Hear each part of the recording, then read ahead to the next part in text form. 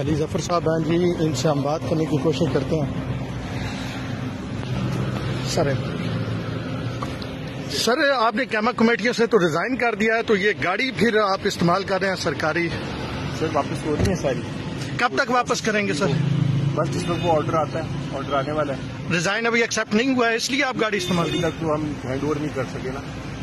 अभी इंशाल्लाह I think आ जाएंगे चेयरमैन साहब प्रेसिडेंट के पोस्ट पे हैं, तो जिस वक्त वो आएंगे वो। तो तहरीक इंसाफ के किसी सैनिटर ने भी गाड़ी वापस नहीं की अभी तक? सर पता नहीं, लेकिन आप इस्तेमाल कर रहे हैं? नहीं ऐसा नहीं है।